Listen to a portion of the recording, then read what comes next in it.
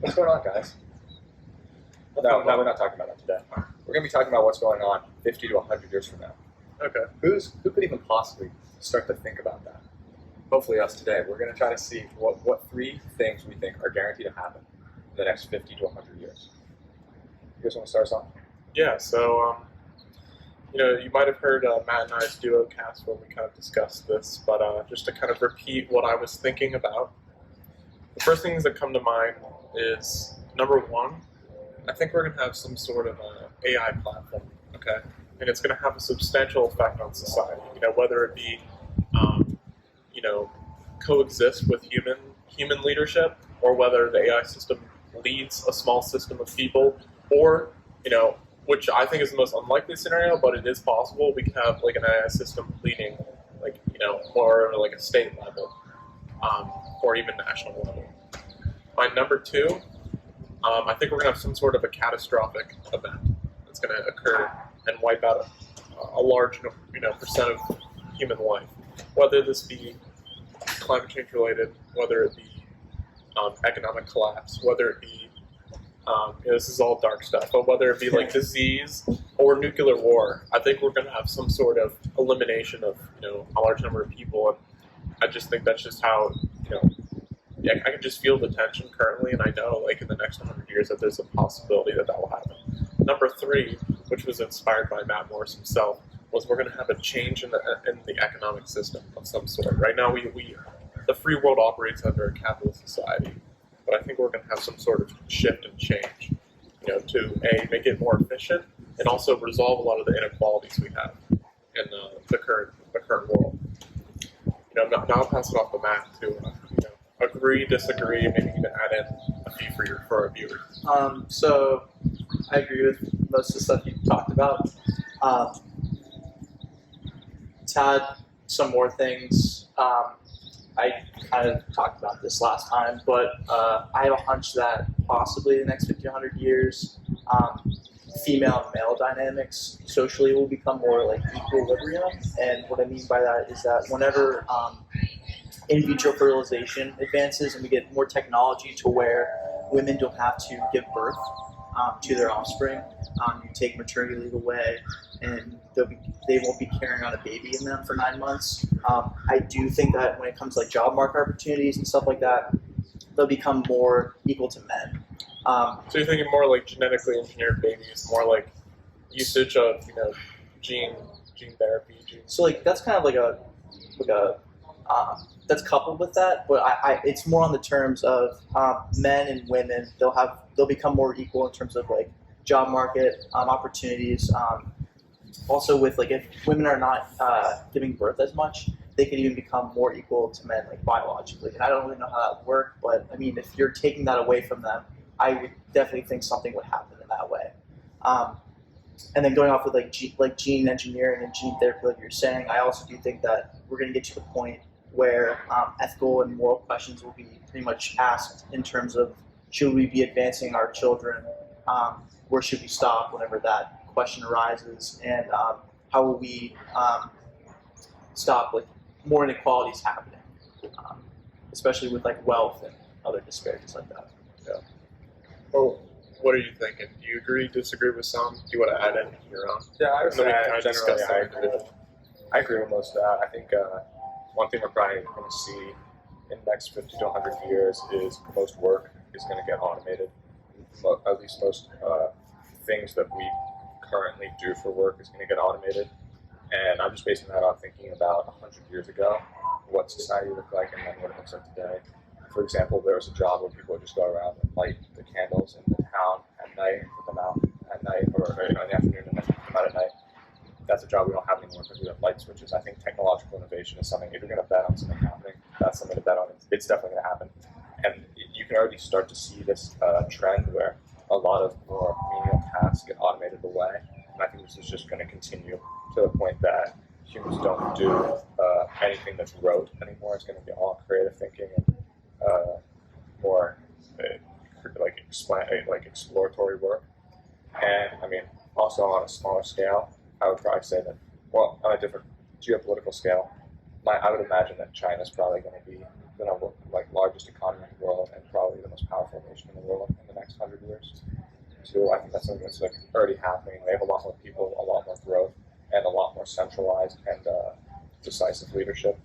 Where America's kind of been faffing around a little bit. China's been leading the way in a lot of things that are going to be majorly important in the next 1,500 years, like green energy, for example, is something that they've been taking control of and doing a lot of with solar panels and a lot of innovation. And then a lot of the stuff America's doing now, like talk about repealing H-1B1 visas, is going to just increase and accentuate the loss of smart people we have from America to China. Because right now, what a lot of American innovation comes from is just from foreigners who come to our top tier universities. But if you start to lose the monopoly, or on higher education, that's just going to kind of be the last slipping point America has. That and the dollar. But I think in the next 100 years, both those things will have disappeared, and America will be still a great nation, but not the premier nation in the world. Mm-hmm. I think I want to take that a little further. Let's talk about this for a little bit. So, two things you brought up actually really interest me is, as we become more nationalistic and protectionist, we're actually losing diversity of thought in the United States, which is like, in the 70s and 80s, that was actually like one of the prime things that made us, jump ahead of most countries economically. Was we had very open borders, right? We invited people to come from all across the world, and we kind of made this the place where you can kind of have that was like what America was like founded on, like a new slate, right? You can come here to own some farmland, right? With the Louisiana Purchase, we opened up a ton of free land for people to restart their lives, and we still try to cultivate that, in like a technological world. Number two, what you brought up about the dollar is right now I think the U.S. holds its like dominant position economically just because of the dollar's value and how much it's valued across the globe, right? Like for example, like countries peg their currency to the U.S. dollar, or for example, if the Fed cuts interest rates, you see interest rates cut in Australia the same amount. So they try to keep their economic choices and systems very similar to the U.S. And so, for example, like if China or India is a developing country, but they could become a world, an extremely powerful world, industrialized world power, if they can be more independent with their currency, be more independent with the economic system, then the U.S. is going to drop out of power substantially, I think. Yeah, definitely. Didn't the U.S. bond value get dropped to AAA or AA in the last 5 years or something? I don't know if that happened. I'm not too sure. I thought maybe I just read an article that said someone predicted it would, but I think the reason the U.S. is so valued is because we never defaulted on a bond or a loan or whatever, and it's like you said, it's what everyone judges their currency off of. But there's obviously a lot of monetary manipulation going on across the globe, and I think China's definitely pegging for that spot. Especially when you talk about right now, there's a kind of symbiotic relationship between China and the U.S. in terms of trade. But as nationalistic pressure rises and trade gets demonized, especially in the U.S., and these trade wars increase, China is going to have more luck finding different people to buy their stuff than America is in finding new people to produce, because America's obviously such a large consumer of so many goods that a trade war is just going to hurt. I mean, it hurts everyone, obviously, but the trade war is definitely going to hurt America the same way that losing independent thought is going to definitely hurt. And I think that a lot of stuff that's happening now, maybe not in 50 years' time, it can obviously be reversed.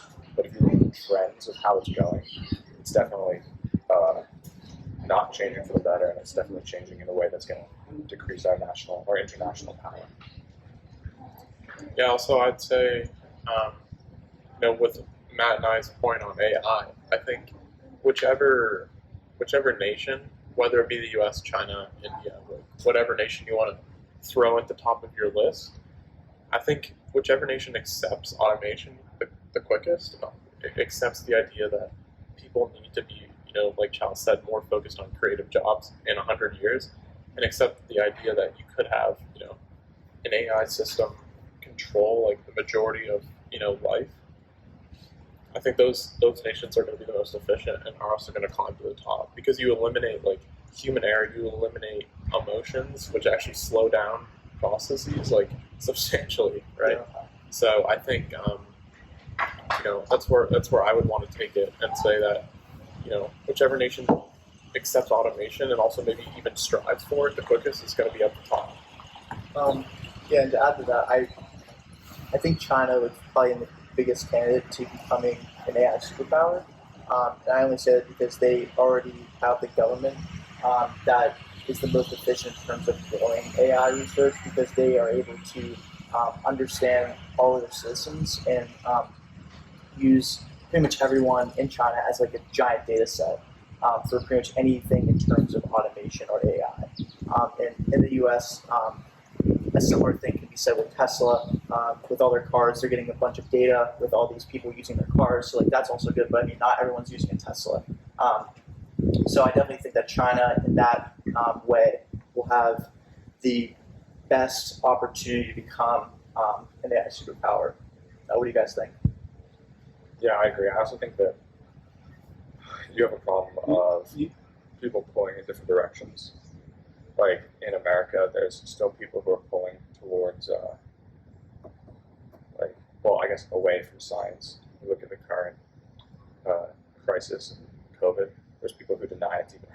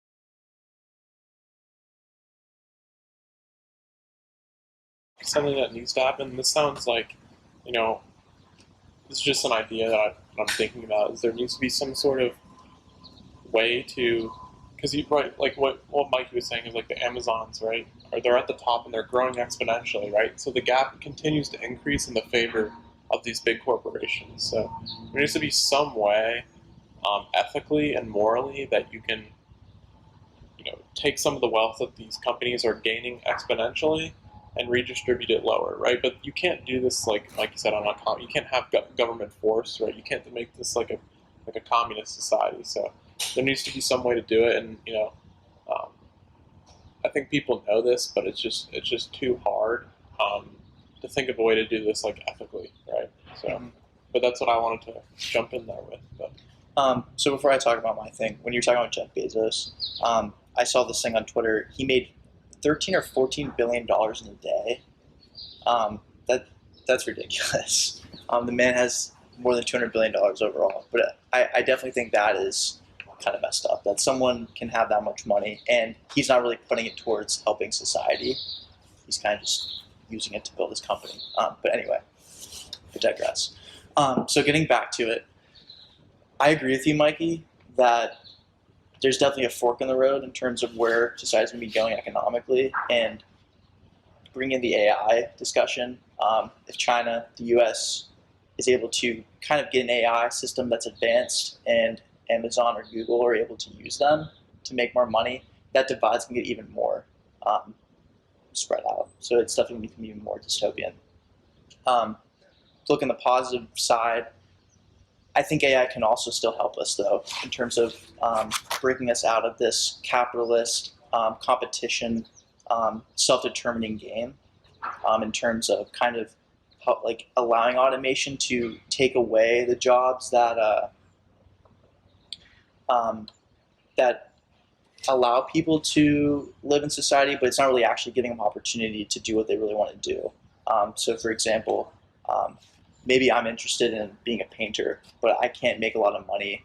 I can't pretty much have a family of 3 children if I'm a painter. So I'll become a manager at McDonald's instead. But if an AI system can manage a McDonald's and I can become a painter and still have the same opportunity to look after my family, I'm obviously going to take that route. So I think if something can happen where we can use automation in a good way, use AI systems in a good way, not use it in a capitalist way, but actually distribute the opportunity universally to society, that will really help people overall. Yeah. And then kind of bring it to the climate change discussion. Right now, a lot of companies are using their exponential growth on a finite resource scale. So deforestation with making wooden chairs or anything that needs to have trees. I mean, you're growing exponentially with that, but you're using a forest that has a finite amount of trees, and it takes thousands of years to get to that type of size. So, I mean, there comes a point whenever we deplete our resources. So, if we can transition that to, say, either a closed loop resource scale. So, for example, if we can find a way to obtain growth, but that growth that we obtain gets recycled back in. So then it's like a recycling thing to where everything is used up, goes back in, or we kind of transition out of this physical realm when we go to the abstract, so virtual reality simulation. But that's definitely a lot of years away, or might never happen. So those are my thoughts. Mm-hmm. Yeah, so I think just to summarize here, I think we can all agree that AI will become an important part of society, right? I think number 2, we can agree that there's a high chance that there's a major catastrophic conflict across the world. We've already described throughout this episode the different ways that could take shape, right, and how maybe it could form. I think a good point you bring up that we didn't mention, it seems pretty obvious, and we have another climate change episode for you viewers if you're interested. But I think renewable energy is the future, and there's a lot of plans out there. Okay, we're going to go green by 2050, right? Mm-hmm. obviously we haven't seen major change now because there's been a lot of short-term issues that have come about that have delayed this, but I think this is something that will happen and needs to happen, right? Because like Matt said, the resources we're currently using are finite, like oil, trees, whatever. I think we need to change the economic system. I don't think this, we're not sure if this will exactly happen, but like what Mikey was saying, there's a lot of inequality, right? There's a lot of ways that people are getting manipulated, and we're actually losing like overall efficiency per capita. So that's kind of like the summary of what we went over today. But can I add something? Just some final thoughts from so members. People our age, like our generation, we might feel that we don't have that much like say or choice in terms of leadership. But we are pretty much the explorers of the next generation, of the next like 30 to 50 years. Yeah. So it's really important to keep that in mind. To that, if you have an opinion, if you have an idea, I mean, explore that idea. And also, if your ideas they are the same as, say, a political person, go out and vote for that person. Like just keep in mind that you have a voice, and that our generation, it's our job to pretty much take all of these bad ideas, all these bad laws, these bad leadership positions, and kind of make it into a positive so that we can actually continue to be a sustainable, healthy civilization. Yeah, I think just like what Matt said, I think the future is reform. So I think things need to be reformed, and I think if every person starts to develop that kind of mindset, as we cycle through generations of people and everyone's thinking of reforming and changing things for the better, I think the things we mentioned, the good things will happen, the bad things will be eliminated. So yeah. Anything from you, Mikey? Or? No, I don't have anything to add. Okay. I think you guys covered it. All right, awesome. Well, from all of us here at MVC, thank you for listening. We hope you enjoyed the episode, and make sure to tune in for the next one. Thank you. Sweet. Call me a car coming out of cheeks. Vroom, vroom.